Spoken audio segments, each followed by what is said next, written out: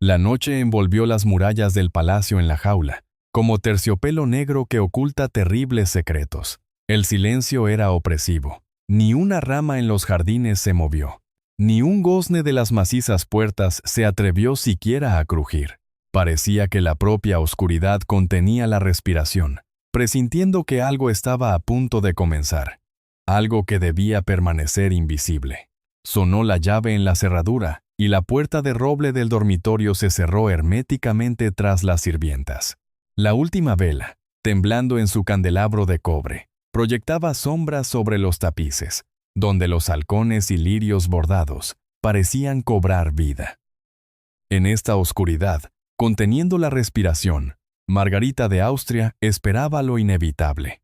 Se arrodilló lentamente junto a la cama, hundiendo el rostro en la seda de las almohadas, como si pudieran protegerla del miedo, del dolor, de su marido. «Dios mío, que hoy sea más misericordioso», susurraba, pero su voz se ahogaba en los pliegues de la tela, y su corazón sabía, no habría misericordia. Música Don Juan, príncipe de Aragón, heredero de los monarcas católicos Isabel de Castilla y Fernando de Aragón, se transformaba en el dormitorio. Sus caricias no estaban llenas de ternura, sino de un fuego que quemaba todo lo humano.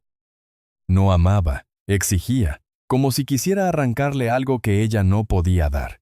Margarita se convertía en el espejo de sus deseos, fría, muda, distante. Sabía callar. Desde niña le habían enseñado que las princesas no gritan ni se resisten. Su deber era resistir. Este matrimonio no era la unión de dos enamorados. Era un pacto frío y calculador, donde su cuerpo pertenecía a la corona y su alma permanecía en soledad. Lo sabía desde los 3 años, cuando su nombre sonó por primera vez en las negociaciones entre nombres de tierras y títulos. A los 5 años, sus leales discutían con embajadores. A los 7 la miraban como a la futura madre de reyes. El amor, sonrió la vieja nodriza, ajustándole el vestido. El amor es para las campesinas, mi niña. Tú, Habsburgo, tu destino es sufrir. Ventisí. Y ahora, a la sombra del dosel, el miedo le oprimía el pecho. El pulso latía rápido y silencioso, como un pájaro atrapado. Sentía los pasos de Juan, aún sin oírlos. Su olor, almizcle, vino, un calor febril, anunciaba una tormenta. En sus ojos, donde ardía la obsesión, veía la sombra de la locura que incluso su madre Isabel temía. Él no entendía que la hería, o lo entendía pero lo consideraba justo. Si el niño sobrevive, se susurraba, todo habrá valido la pena. La esperanza de un hijo era su única luz en esta oscuridad. Margarita nació en 1480 en Bruselas, en el corazón de Borgoña, donde los viñedos perfumaban bajo el sol y los cortesanos tejían intrigas. Hija de Maximiliano I, emperador del Sacro Imperio Romano Germánico, y de María de Borgoña, cuya belleza y riqueza la convirtieron en leyenda. Margarita fue una niña especial. Era el símbolo de una unión, la llave de tierras, una moneda en el juego de reyes. Demasiado pequeña para un destino tan grande, dijo el duque, mirando al bebé en la cuna. O nos fortalecerá, o será nuestra pérdida. A los 2 años fue prometida al Delfín de Francia, hijo de Luis XI. Por esta unión, Maximiliano entregó la mitad de Borgoña, como si se hubiera arrancado un trozo de su corazón por la paz con Francia. Margarita fue enviada a París, donde se convirtió en rehén con vestidos de seda. Fue educada por Ana de Beaujeu, hermana del rey, una mujer con una mente aguda y un corazón frío como el mármol del Louvre. «Debe ser una figura, no un tablero, Margarita», le decía, ajustándole los rizos. «En este mundo los reyes juegan, y nosotras somos sus peones, si no aprendemos a gobernar». Margarita aprendió latín, etiqueta, bordado y el arte de ocultar sentimientos. Creció entre el lujo, pero en soledad, rodeada de rostros ajenos que la veían no como una niña, sino como una futura reina. A los 12 años, cuando los astres ya le cosían el vestido de novia, el destino dio un golpe. Carlos VII, su prometido, eligió a Ana de Bretaña, cuyas tierras eran más valiosas que una princesa borgoñona. «Ya no eres necesaria», le dijeron sin piedad, sin explicaciones. La devolvieron, como se devuelve un regalo innecesario. No lloró, pero al subir los escalones del castillo ancestral, miró a su padre con ojos que habían madurado en una noche. «Encontraremos otro camino», dijo Maximiliano, pero en su voz no había calidez, solo cálculo. En ese momento Margarita comprendió que su vida pertenecía al imperio, no a ella misma. Al regresar a Borgoña, encontró un breve momento de libertad. 4 años con su padre fueron su luz. Maximiliano, aunque un emperador severo, para ella era un padre cariñoso que le leía a Plutarco, discutía sobre filosofía, le enseñaba a descifrar cartas diplomáticas. «Podrías gobernar como un hombre», se reía, cuando ella hacía preguntas agudas como flechas. Cabalgaban al amanecer, bebían leche en el establo, y Margarita sintió por primera vez que no era un peón, sino una hija. Pero la paz no está dada a las princesas. A los 16 años, le llegaron con una nueva noticia. Estaba prometida a don Juan, heredero de España. «Sé fuerte», dijo Maximiliano, tocándole el hombro. «Y respira, aunque no haya aire». Asintió, cerrando el libro. No le quedaba más remedio que ir al encuentro de su destino, llevándose consigo la luz de aquellos años como un talismán. El mar se agitaba, como si supiera que llevaba a Margarita de Austria a una nueva jaula. El barco, cargado con sus leales y escasas esperanzas, se balanceaba sobre las olas como un juguete en manos de un dios enfurecido. La tormenta se acercaba desde el oeste, pesada, oscura, como si el propio cielo profetizara desgracias.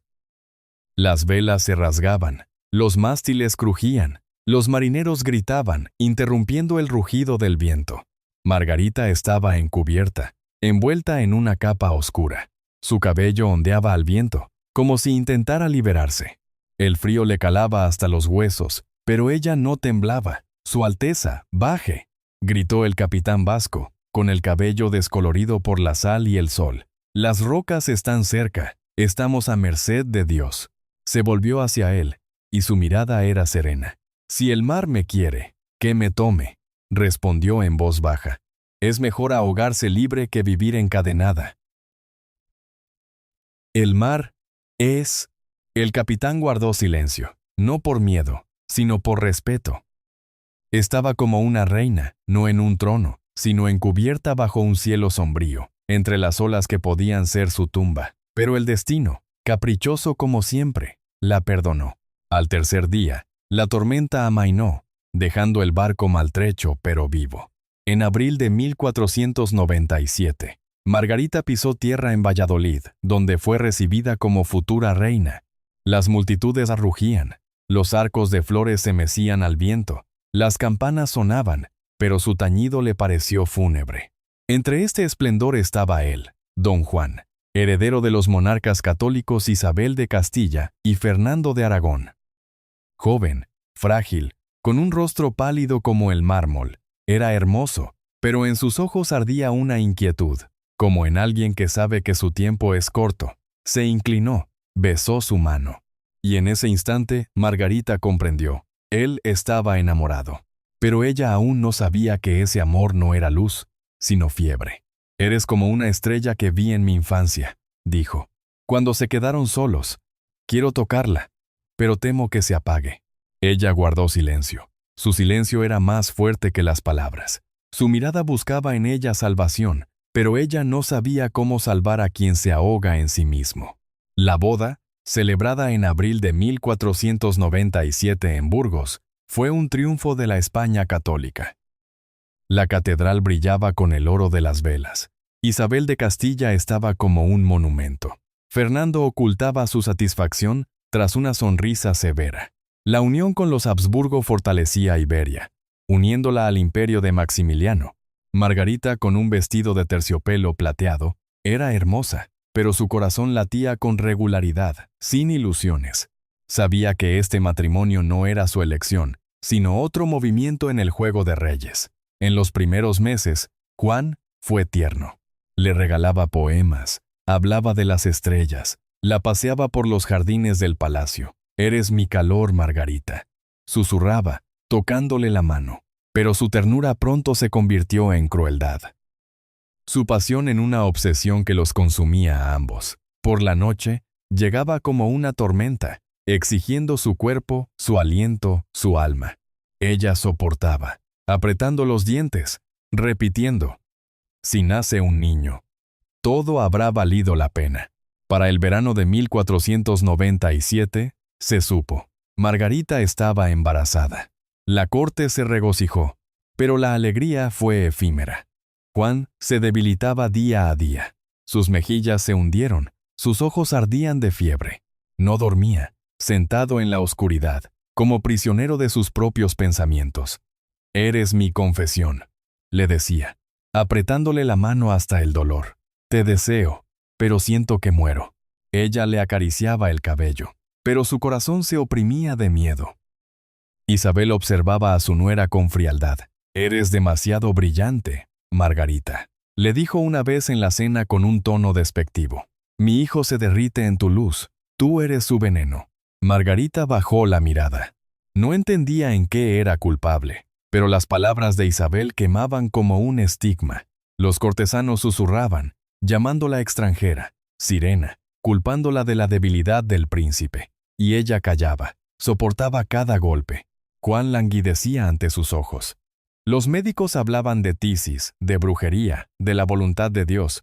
En septiembre de 1497, fue enviado a Portugal para acompañar a su hermana Juana a la boda con el rey Manuel I. «El aire del mar lo curará», aseguraban los médicos. Pero a Margarita no la llevaron consigo. Se quedó en el palacio, embarazada, sola, con la sombra del miedo en el pecho. «Vuelve vivo», susurraba, mirando su figura que se alejaba. Pero en el fondo de su alma sabía que no volvería. En octubre de 1497, en Salamanca, en un monasterio, Juan murió. Tenía 19 años. Antes de morir, susurró su nombre. «Margarita, perdona. No tuve tiempo». Isabel, tras perder a su hijo, ahora miraba a su nuera como a una enemiga. «Tú trajiste la muerte», le lanzó, y sus palabras pesaban más que la piedra. Margarita no respondió. Estaba junto a su ataúd, pálida, con el niño en su vientre, comprendiendo que se había quedado sola en un país extranjero, viuda a los 17 años. Música. En diciembre de 1497, la esperanza de un hijo que pudiera ser heredero de 2 imperios se desmoronó. El parto comenzó prematuramente en una pequeña habitación donde la luz de las velas se ahogaba en las sombras. Margarita gritaba no de dolor, sino de miedo. «Sálvenlo», suplicaba a la partera, apretándole la mano. Pero el silencio que siguió a que todo terminara fue más terrible que el grito. La niña, muerta, sin haber respirado vida, desapareció como un sueño. «¿Y bien, destino?», susurraba Margarita, mirando el cielo oscuro por la ventana. «¿Estás satisfecha ahora?». Por la mañana, Isabel entró en los aposentos de Margarita. En su rostro y mirada no había ni una pizca de compasión. «Eres libre», dijo. Su voz estaba llena de odio. «No hay lugar para ti en España». Libertad. Después de la muerte de su marido, de su hijo, después de que su juventud fuera sacrificada a los juegos dinásticos. Pero Margarita no discutió. Se levantó lentamente, como una anciana, y solo pidió una cosa, que le llevaran el cofre con sus libros. Aristóteles, Plutarco, sus únicos compañeros.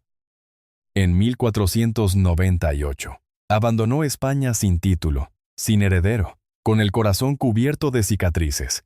En el barco que la alejaba de Valladolid, vio cómo la costa se desvanecía en la niebla. «Me han roto», susurraba al viento. «Pero volveré, no como esposa, ni como peón, sino como yo misma». El mar recogió sus palabras, llevándolas hacia nuevos horizontes. El regreso a Borgoña fue amargo, pero Maximiliano, su padre, no le dio tiempo para llorar. A pesar de todo, seguía siendo una figura valiosa en el Juego de Tronos. En 1500, organizó un nuevo matrimonio con Filiberto II, duque de Saboya, joven, educado en la corte francesa. Era lo opuesto a Juan. Donde el príncipe español la quemaba con su obsesión, Filiberto le ofrecía calidez y cuidado. No quiero ser tu amo, Margarita, dijo, tocándole la mano durante un paseo por los jardines de Chambery. Quiero ser tu hogar. Sus palabras fueron como un rayo de sol tras un largo invierno. Por primera vez, Margarita se sintió no como un instrumento, sino como una mujer. Su matrimonio, celebrado en diciembre de 1500, se convirtió en una salvación. La corte de Chambery cobró vida con música, mascaradas, discusiones sobre filosofía. Margarita escribía cartas a eruditos, patrocinaba artistas, leía a Cicerón en el desayuno. Se reía por primera vez en años, y su risa era como un cascabel en el silencio. Pero la felicidad resultó frágil. En septiembre de 1504, Filiberto se resfrió cazando. Los médicos le recetaron sangrías, infusiones, oraciones, pero la fiebre no cedía. Se consumía como una vela, pero no en delirio, sino con una sonrisa clara en el rostro. «Eres más fuerte que yo, Margarita», susurraba apretándole la mano. «Vive por los dos. No dejes que te conviertan de nuevo en un peón». Murió en sus brazos, dejándola viuda por segunda vez, a los 24 años. Pero esta vez no estaba rota. El dolor de la pérdida de Filiberto era diferente, no humillación, sino una tristeza luminosa. Lo enterró con dignidad. Ahora era de nuevo viuda, pero esta vez no una joven desorientada, sino una mujer madura que había conocido no solo el dolor, sino también el amor. Esta vez no esperó una orden del emperador. No esperó a que alguien le eligiera un nuevo camino. Rechazó todas las ofertas, incluida la seductora alianza con Enrique VI, rey de Inglaterra, y aún no famoso por sus futuras ejecuciones de esposas. «No más bodas», dijo con firmeza en la voz. «No soy una viuda, soy una gobernante». Y toda la corte contuvo la respiración.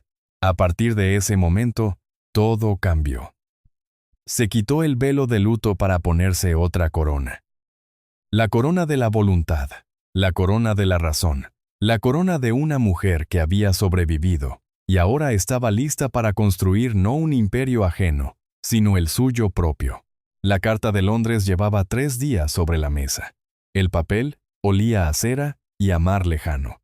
Contenía una oferta que otras mujeres habrían soñado toda la vida. El rey inglés Enrique VI, joven, fuerte, apasionado, deseaba tener a Margarita como su esposa. Los políticos se afanaban, los consejeros de su padre la persuadían. Se susurraba en el palacio: Inglaterra, una alianza estratégica. Enrique es joven, está lleno de ambiciones. Este matrimonio es un fortalecimiento del imperio. Pero ella miraba este documento como una sentencia, recordando demasiado bien lo que significaba ser consorte real. Ser un cuerpo firmado por manos ajenas. 2. Al tercer atardecer finalmente cogió la pluma. Escribió brevemente: «Gracias, pero ya no soy una mercancía para el comercio. Elegí otro camino». Cuando el mensajero llevó la respuesta a Inglaterra, un susurro recorrió las cortes europeas. Una mujer, una viuda, había rechazado a uno de los monarcas más poderosos del mundo. Pero a Margarita ya no le interesaba la opinión del mundo. Sabía que ahora solo se pertenecía a sí misma y a aquellos a quienes decidiera amar, proteger y guiar. Su sobrino Carlos aún era un niño cuando le encomendaron la administración de los Países Bajos, el hijo de su hermano, el apuesto y jugador político Felipe, y la infeliz Juana de Castilla, apodada la Loca. La niña que una vez compitió con Margarita por la mano del mismo príncipe, ahora estaba sentada entre muros de piedra, y hablaba con las paredes. Y Margarita, a quien el mundo consideraba rota, viuda 2 veces, que había sobrevivido a escándalos, tormentas y bebés muertos, se convirtió en regente de los Países Bajos. «Este no es un trabajo de mujer», decían en la corte. «Cuando lo haga, lo haré mejor que cualquier hombre», respondía ella.